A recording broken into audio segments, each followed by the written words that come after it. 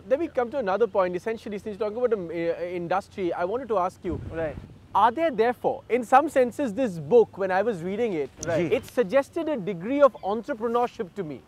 You know, in a sense that a whole new generation of musicians were trying to address a whole new audience. I mean, your book begins, for instance, with a chapter explaining terminology. What does this mean? What does this nuance mean? Are you seeing that entrepreneurial spirit? Do you feel in some senses like a music entrepreneur, that you, in a sense that you will create entrepreneurial activity to promote your craft? See, by and large, when one is traveling in the West or is performing overseas, you know, you by and large go into detailing of what you are playing, what you're going to do, what is what in those places. In India, sometimes at some level you just take it for granted that you know it's India, so you don't get into detailing of explaining things, because one also feels that there are some listeners in the hall who are very much familiar and there's no need to talk about it. But in this book, the main concept has been to keep it very easy reading, you know, because our main concept and motive is that we reach out to a new generation of people who perhaps are not initiated into Indian classical music. When we were growing up, I used to always have friends around us, around him and me. We used to always say, we don't understand the technicalities of Indian classical music. Yeah, sure. If you read the book, the message basically is that enjoy it. Enjoy music. Don't try to understand. As musicians, when we perform somewhere, you have one or two musicians who are there, who understand what you're playing a rag, Yaman Kalyan, or you're playing Bhairav, Rag Bhairav. Others are lay people, laymen, who are just coming there to have a nice time. That's right. And that is what you have to understand. A lot of classical musicians will shut their eyes and start off singing or playing. And it's known as serious music. As to people who open their eyes and who are more savvy, are not serious people. Like there are a lot of tabla players in this country who think Ustad Zakir Hussain is not a great tabla player. But that's so wrong.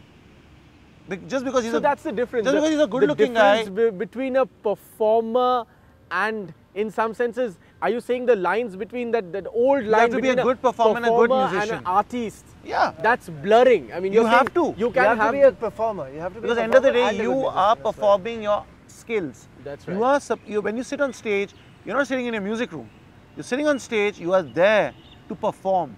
You're there to give your best. You're there to make people understand what music is. That's right. So, you cannot say that I'm a serious musician, I don't care. And I like how he always talks about being good looking. Yeah, so I know. Saying, we hear that a lot. So we need good looking people. You need pleasant looking people. So you guys are pleasant looking people. No, not so me, but I'm just saying you need pleasant, and so forth, yes. You need pleasant looking people so on stage. A generation of good looking and I'll tell you something, work makes you good looking. Yeah.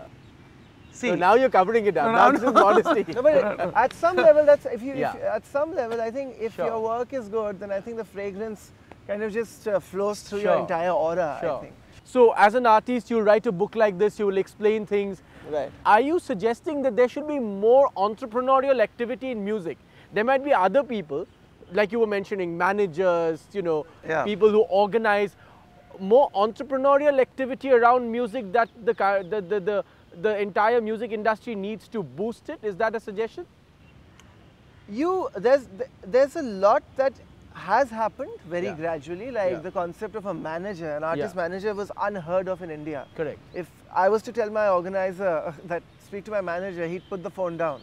So, but now people are getting used to it. So it's going to take time. And now you all have managers? Well, we do have managers, but my mother's been the official manager for years for my father. But and we have another organization taking care of. Times were different back then. Absolutely. But overseas, the family, overseas the family does have managers. But the thing is that I think with time things are changing. But you know, coming back, again I'm saying this, things are changing, but unfortunately in Indian classical music, they don't only see your music, they see the way you are as a person. It's a good thing, bad thing, I don't know.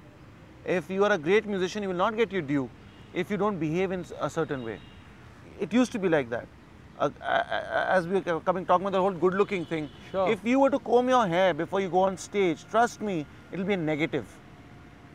For some reason, a bunch of very respected people, I mean, I don't know why, they have given this message out that being an Indian classical musician, you should look untidy, you should be lost Because a lot of young kids. So that sense of the real artist lost to the world. That is fake. Yeah, but that's fake. Either you live in ashram. If you live in a city, you have to be normal.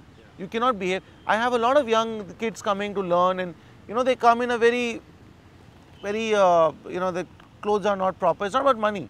They're from good families, but they come, especially if the kids are living abroad, want to learn Sarod. They come and someone has given them the impression that to be an Indian classical musician, you have to look rustic. And that is so wrong. Every music label will agree with this, that, usually it never dies. Bhangra Pop would sell whatever copies, then it's over.